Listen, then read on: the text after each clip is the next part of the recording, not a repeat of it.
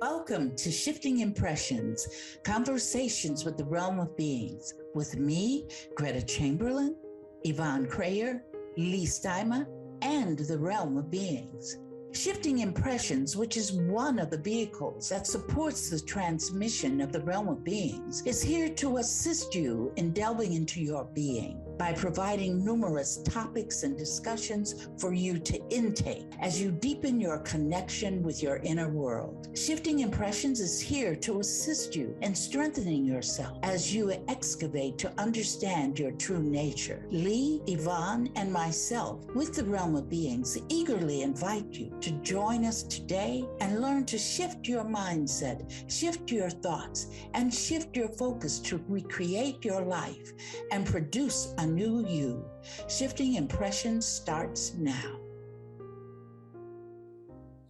Hello, everyone, and welcome back. Welcome again to Shifting Impressions, Conversations with the Realm of Beings.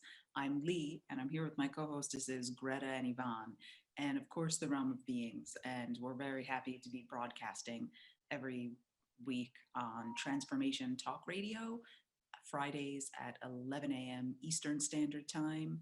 So thank you for joining us today. When you hear that term, Realm of Beings, you may ask yourself, what is it? Like, who are they? How do they operate in our lives? Why are they even coming through with these messages now? And if they're coming through with these messages, can we all learn to tap into them and use them in order to flow through our lives with ease? These conversations will help you to examine your creation of reality. They will help you to shift your impressions and understand what you're creating in your life and how it shows up. So, good morning, ladies. Good morning. Good morning. Good morning. Today's podcast, we are going to be working with the quotation, "There are many types of realities and probabilities." And as usual, like in the first glance, it seems like of course, there are many realities and probabilities. What is that? So where do we start this week? That's all I can say is, Yeah, if you say, I say, I think what people see as a reality is the things that they see in front of them. Mm-hmm. That this is a reality that I'm creating. How am I've got my house, I've got my family, I've got my car, I've got my job. Those are all great realities. But in actuality, we're living in the creation, notice I said creation, of reality at every moment. Not every second, every moment. Every moment we are creating our reality. Everything we create, everything. In books, they'll probably talk about a dream reality. A coma, going into a coma is another reality. And it's a reality in which the person who's decided to create a coma goes into a state of rest. I call it a state of avoidance of the life that they're leading, gives them a chance to rest from it. Some people stay in it a week. Some people get it induced so that they'll be in a coma and not have to deal with pain and so forth. But everything, you're still creating your reality. There's still a connect with the person that's in the coma. See, we see the person with their eyes closed, they're on breathing machines or whatever. So we think, well, they're somewhere, but we're not quite sure where they are. Well, they're in another reality that they have created to be in, and you can go, if you consciously want to know, well, what are they thinking? What are they doing? You can go into that reality with that person. Everybody has that capability, but we just don't realize that we do. You're going to say something, Leigh. Here we go. Come on. Yes. Before we start getting into like how we go into someone else's coma reality, can we just talk about how, so yeah, there are individual realities, let's just say, but then, so my reality, was here, Yvonne, you're over there. So there are these individual realities, but how is it that like the three of us are making this collective reality? Let's just start smaller, so how are our realities seemingly coalescing at this moment? How are they seemingly coalescing? They're seemingly coalescing because we're creating for them to coalesce. Okay. That's what's happening with that.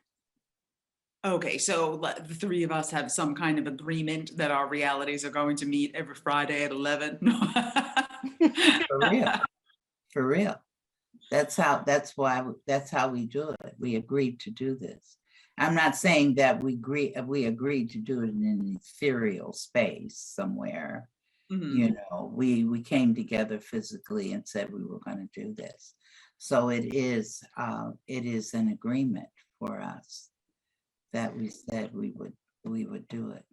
So I have a question or something to ponder here. So if we're agreeing, the key word that I just heard there, we've come together physically, made a physical agreement. Is there something else going on with all of us somewhere else, creating another reality or another probability somewhere else?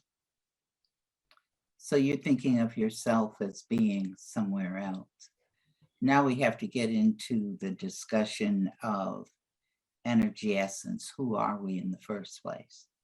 Okay. So we think of ourselves as being humanoid. We look at ourselves, this is how humans are supposed to look like. So therefore we've created for ourselves to look like that. But wait, is that like that consensus part of reality? Like, what is that sort of, I guess that like links us all, quote unquote, humanity to, that our energy essences are, in this kind of quote unquote physical form? Well, when we were in the incarnate stage, which is the stage before conception, we created what we wanted to be,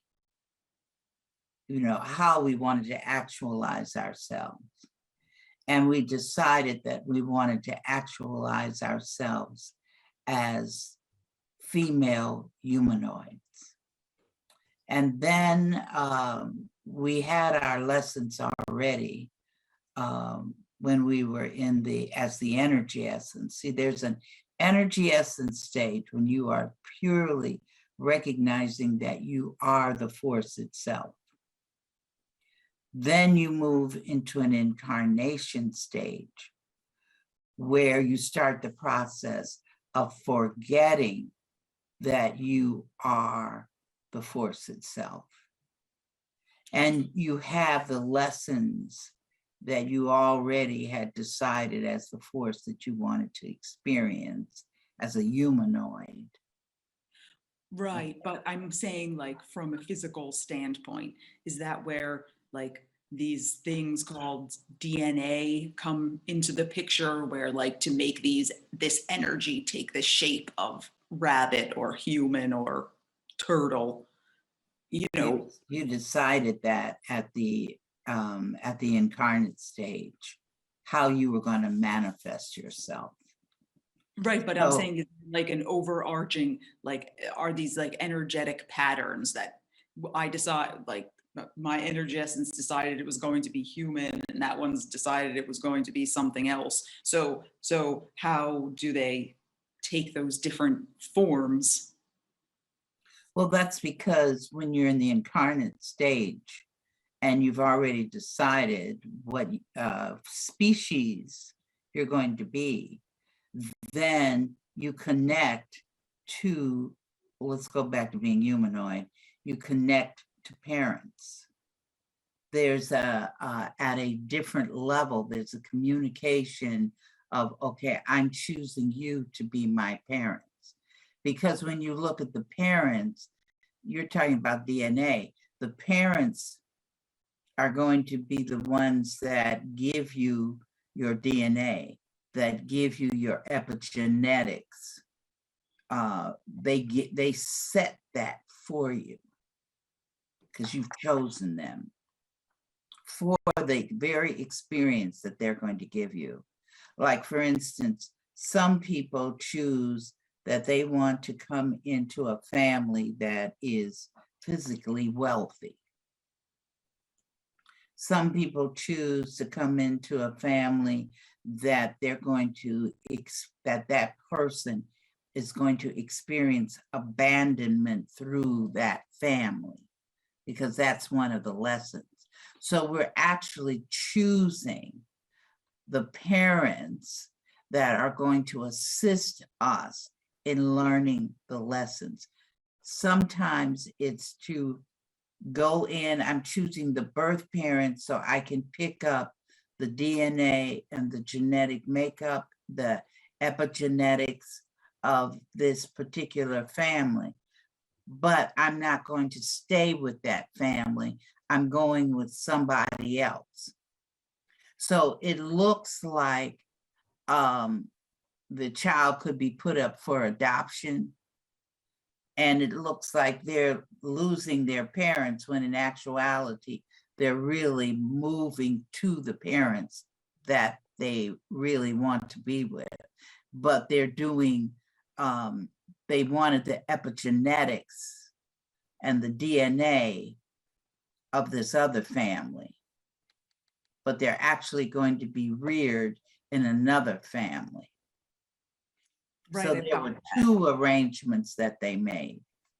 Right, but I guess I'm talking like my question is like one level above that, you know, like the energy essence that is me decided this time around I'd be this female form. I'm saying like in this like kind of collective reality, you know, like what is the component that makes us quote unquote agree that like humanoids look this particular way and rabbits look that particular way? That's because that's all been designed. Mm-hmm. You have to understand it's the force has created everything. Mm-hmm.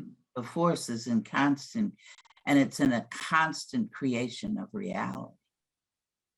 Because that's why, you know, in some holy books it says we are made in the image of that which created us. And that's, I would have to be in agreement with that, because one of the things is that we are in a constant state of creation of reality. We're never out of it. We're always in it. So what made a rabbit a rabbit? Scientists will say they went through evolution, and they will say that we're in an evoluted state because we're the fifth root race, that there were races of humanoids prior to us that were existing, but now they're no longer existing. And we look like this now, when in the beginning we didn't look like this. So we've changed forms. So that decision of changing forms, you can say, is in a state of evolution of the species. However, we have to always remember that that evolution of the species was created by the force. So it wanted other things to experience. The force creates everything. And I can say that literally because we are the force.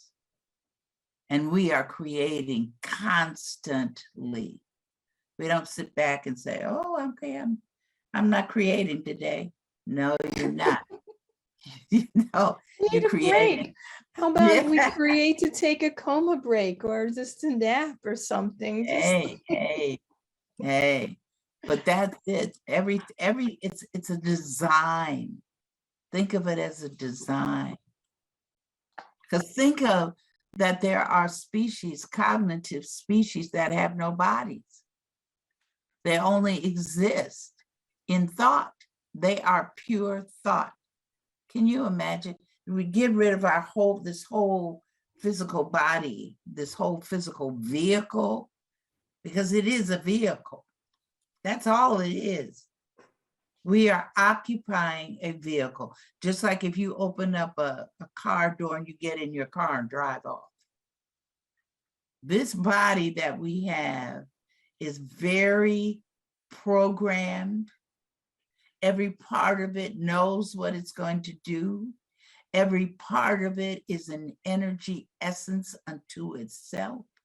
Every part of it is creating its own reality. Every cell in your body is a species, just like we are collectively. We're just a vehicle that contains many species in it. See, we see like a plant over here, a tree over here. Okay, so that's a species. We forget about ourselves.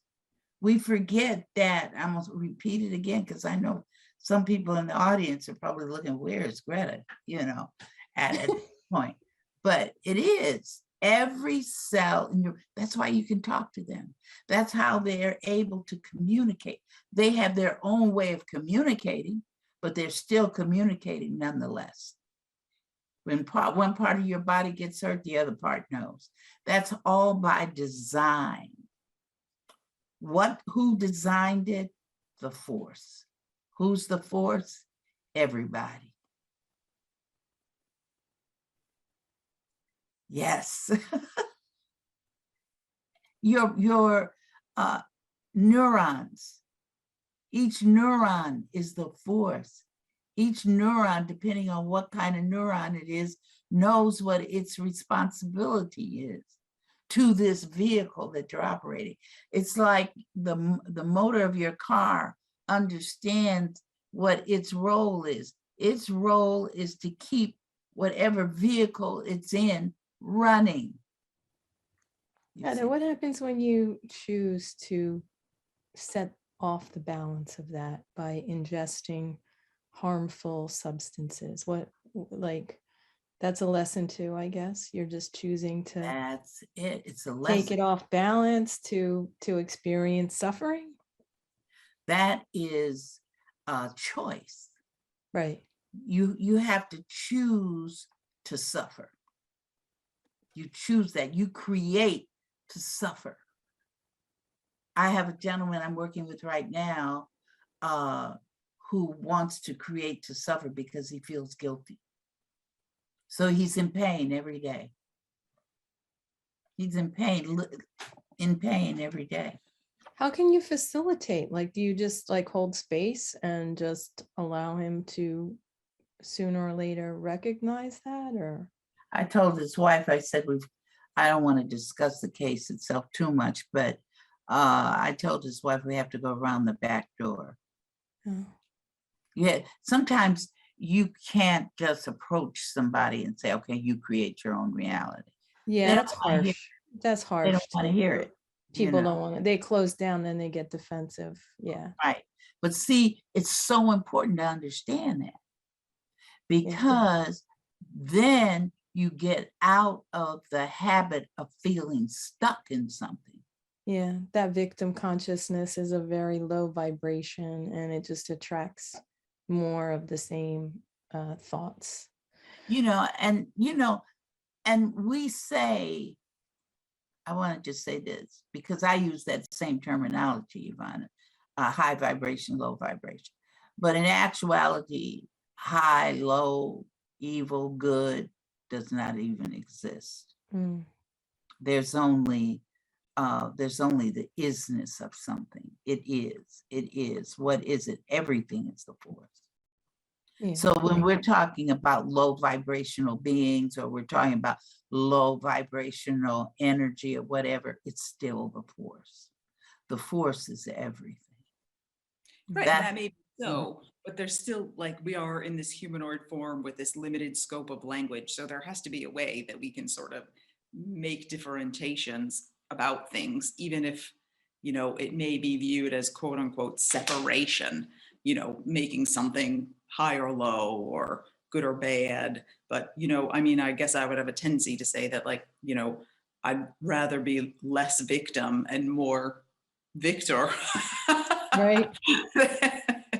Right, If right, I had to choose, I guess. right. And But see, there was one important word you said though, Leigh, in choice. no separation. Mhm. That's a very important word. And we will get back to discussing that very important word after we take a short break. You've been listening to Shifting Impressions, Conversations with the Realm of Beings on Transformation Talk Radio. We'll be right back.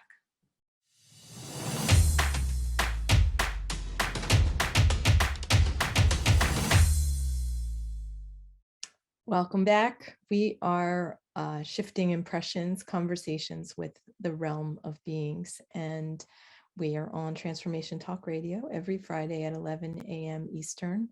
I'm Yvonne. I'm here with Gretta and Leigh, and of course, the Realm of Beings. And every week we discuss some, we have lively discussions around these quotations that have been downloaded. And the one that we're talking about today, which it's got a lot there that we haven't even begun to scratch the surface. But the quotation is, there are many types of realities and probabilities.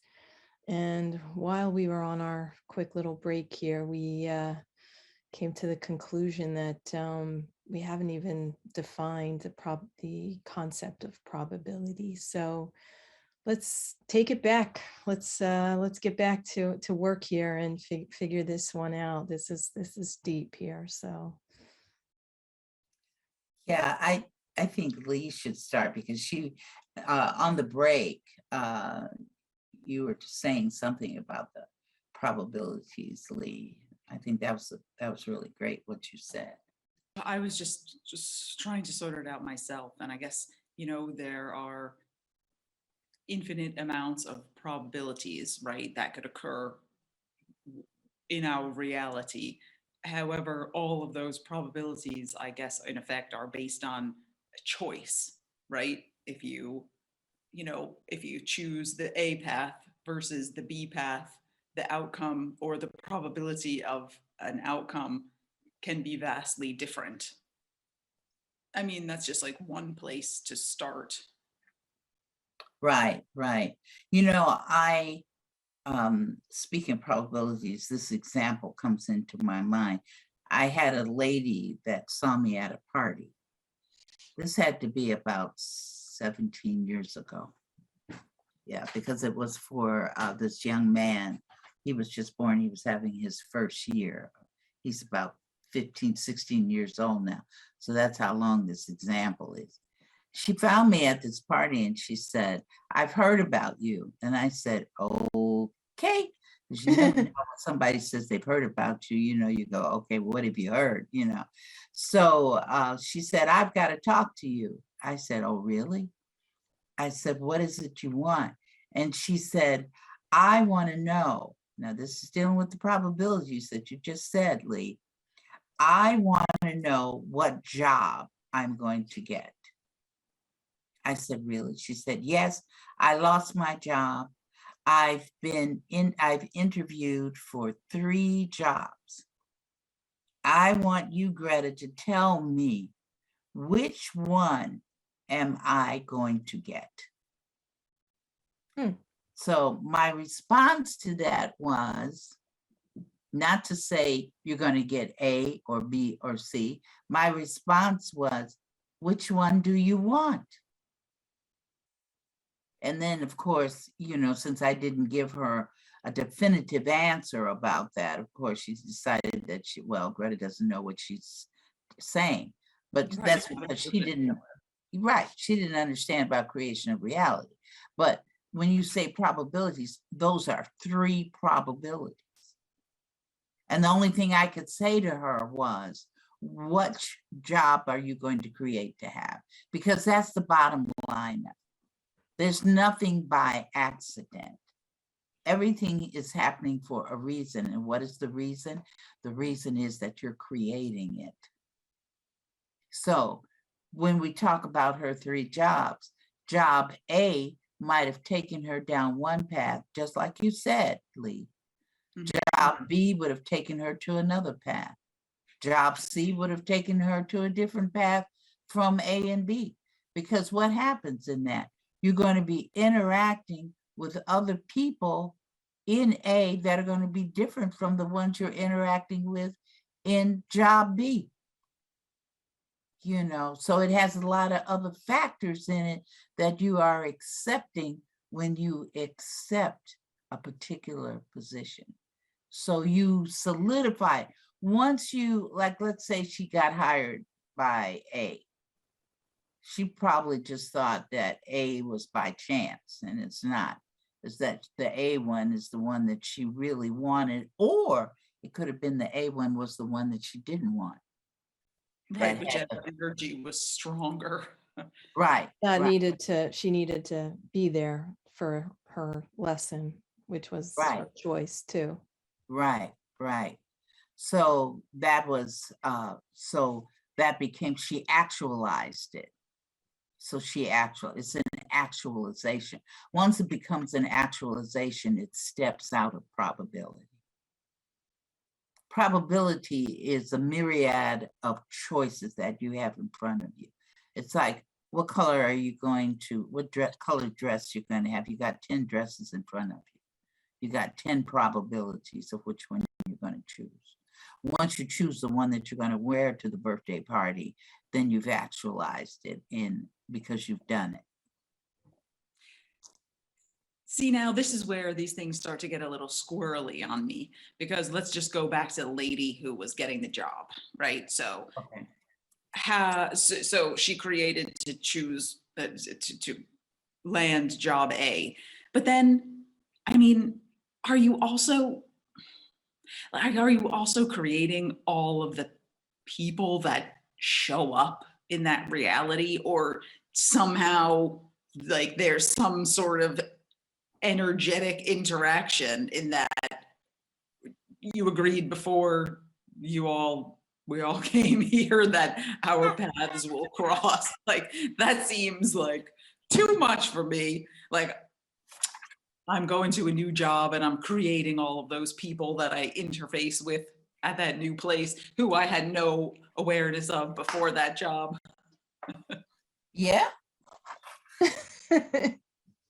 Now, you know I was going to say that. Sure, you can say it, just try and unpack it, that's all. See the sheet of paper, it's empty, right? Yes. Empty sheet of paper. It appears to be. Yeah.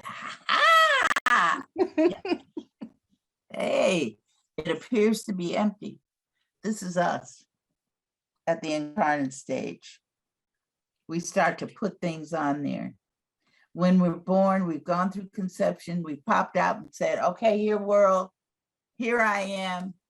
What are we doing? It looks like we're not doing anything. It looks like a baby's just laying there and going coo, coo, and sleeping all day.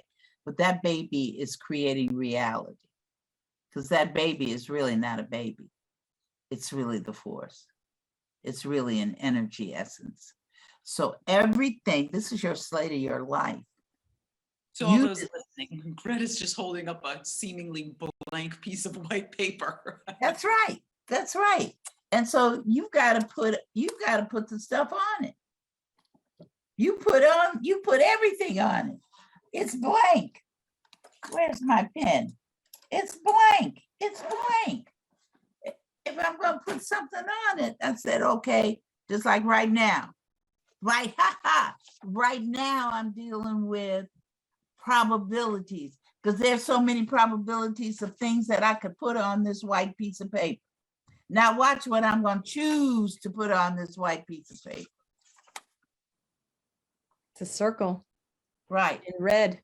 right. That's my It- choice. Could have been a triangle in blue. Right. But I decided I was going to make a circle with red magic marker on my slate. It's as simple as that.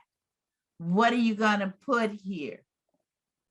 What do you want to put here? And you know what else is interesting about those probabilities and creations of reality?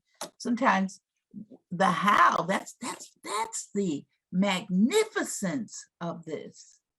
It's magnificent when we think about it, that we are creating reality at every moment.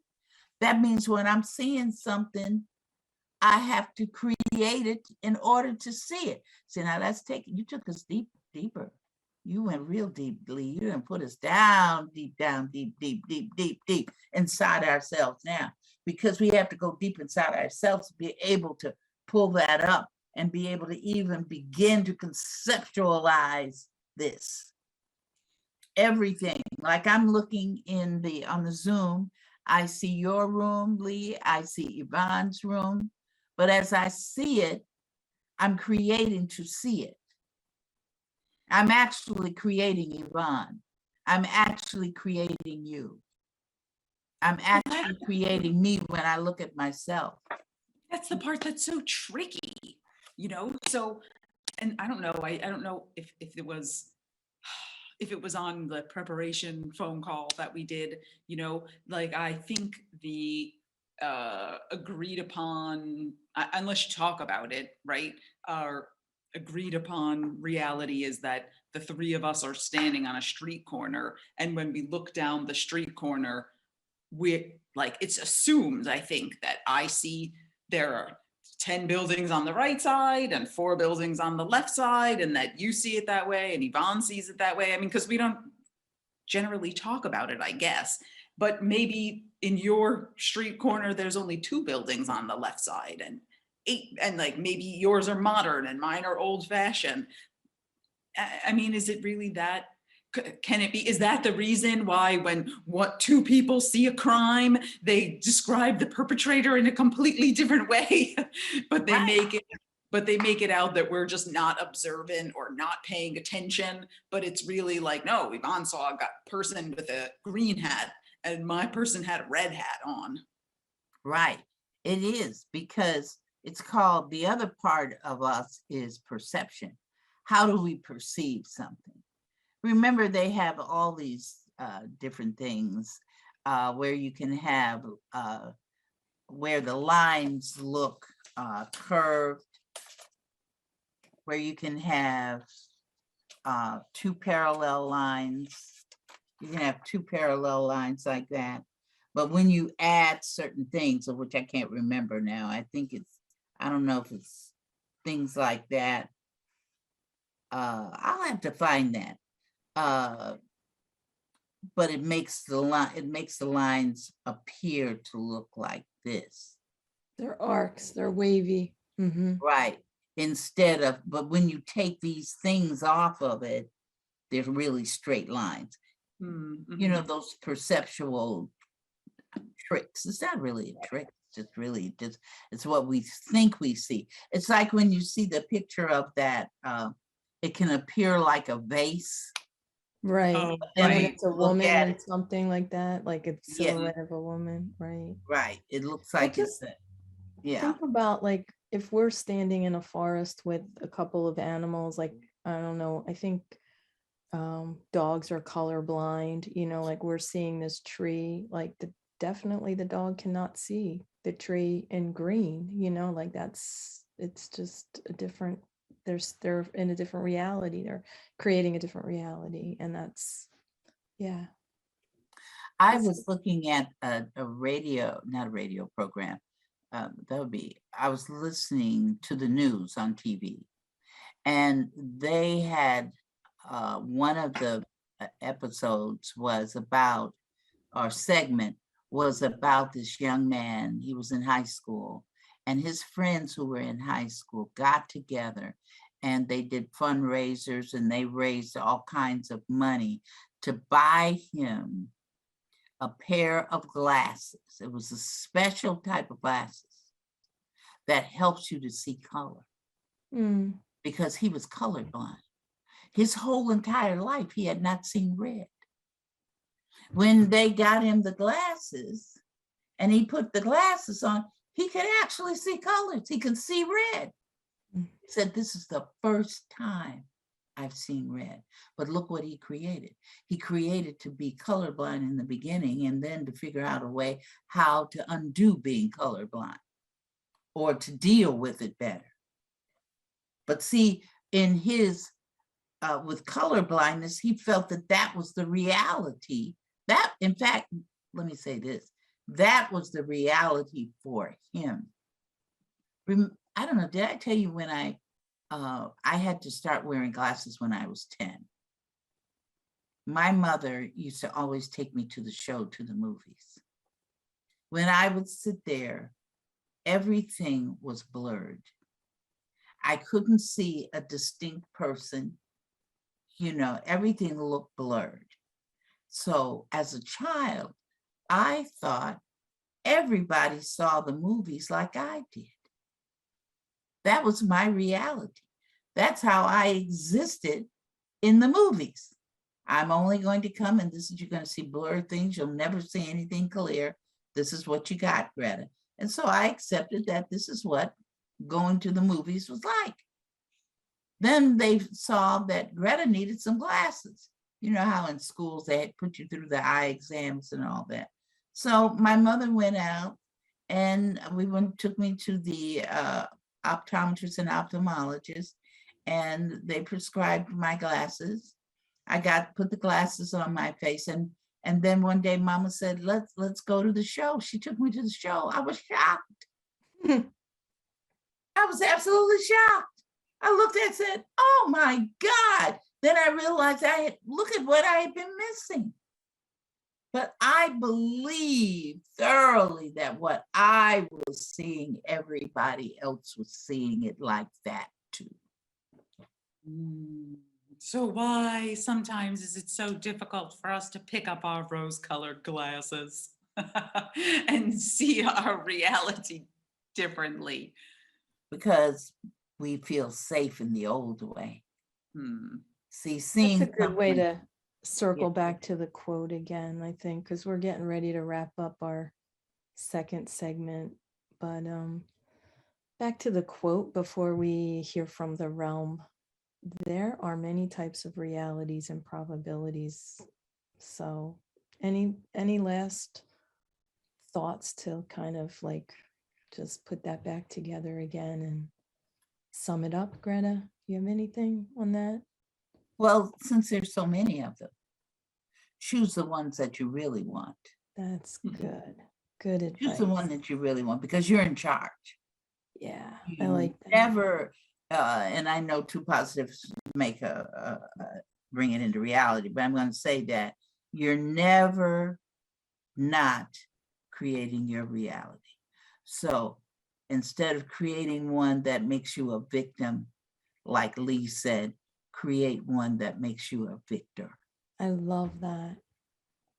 Yeah, like imagine another metaphor would be going to a buffet and just picking that delicious food that's going to nourish you and create a victorious experience as a humanoid versus, a lot of suffering, perhaps. So either way, the lessons will be learned, I suppose, right?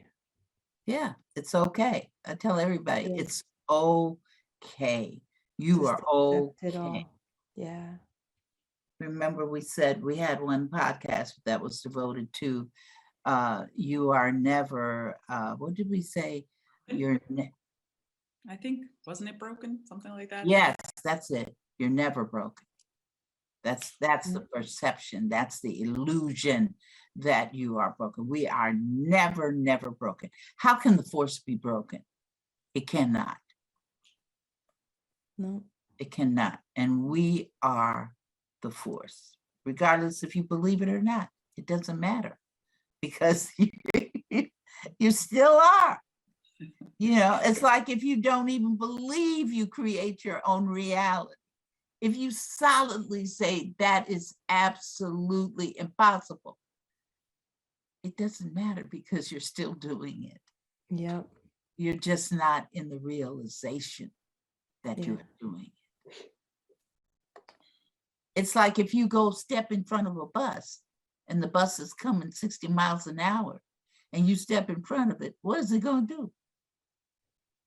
It's going to hit you, isn't it? I'm guessing it will, create- unless it's gonna something create comes a up hit, and right? switches It's it gonna out of the create- way. Right. You can't stay there and say, okay, the bus is not going to hit me.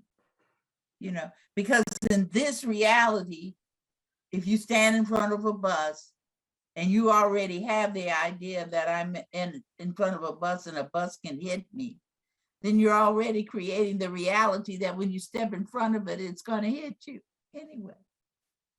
I mean, creation of reality goes on 24/7. It goes on in your sleep. Your dreams are another reality. You know, your visions are another reality. My God, reality is forever. Forever. And you choose which one you want to deal with because you're the boss. You are the boss. We are the boss. And Yeah. now we're taking Ladies. ourselves to another break. Yeah, I don't like to interrupt such interesting, lively conversation, but it will continue for another chapter because we'll be hearing from the realm in our next segment. So stay tuned, stay with us, and thank you all for being here today and for always paying attention and listening to these conversations. And I'm going to take a quick break and we'll be right back.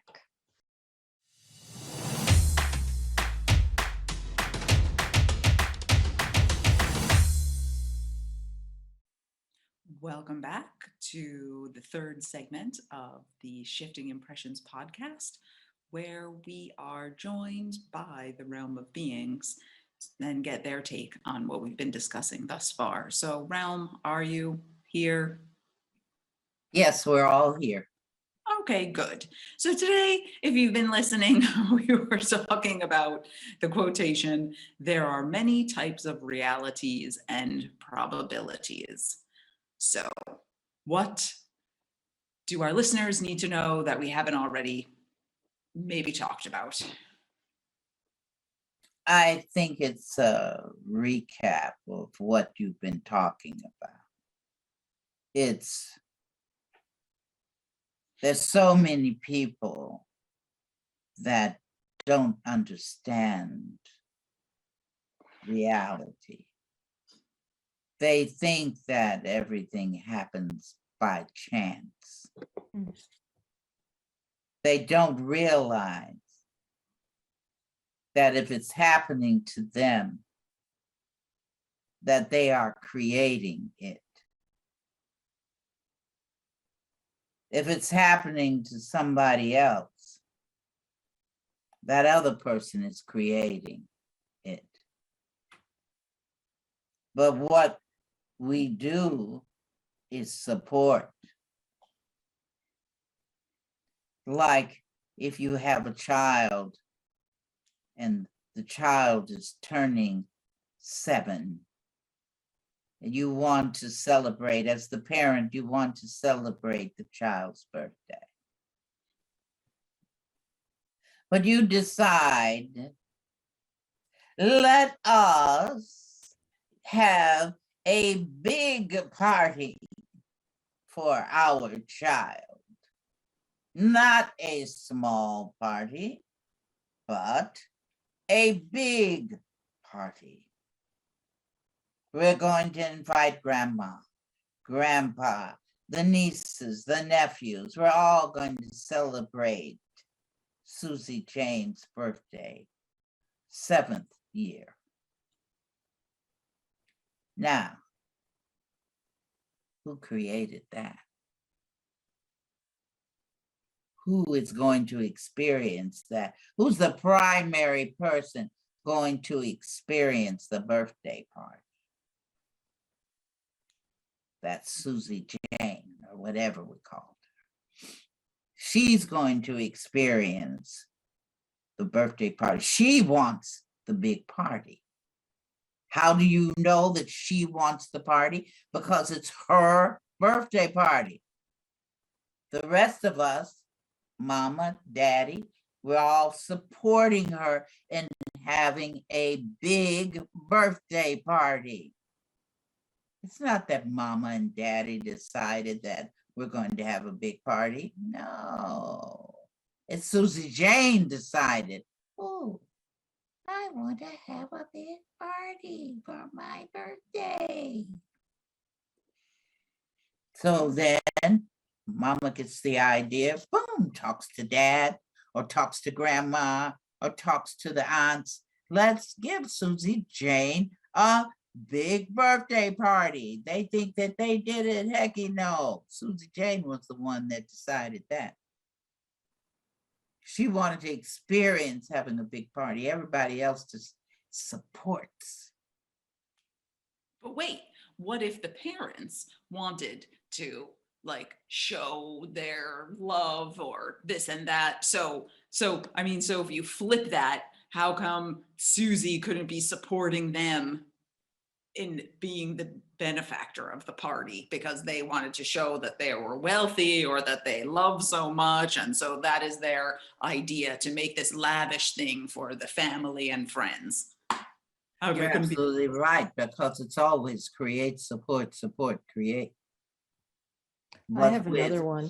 Susie Jane was the one that created the party to begin with. How can you say that though? How do we know that for sure? Because otherwise she couldn't have it. If she didn't create it, she wouldn't have it. Now, she has got to want the party. The parents, here comes the support, because you automatically support the person where they are at. Susie Jane wants the party, so the parents are supporting her in that.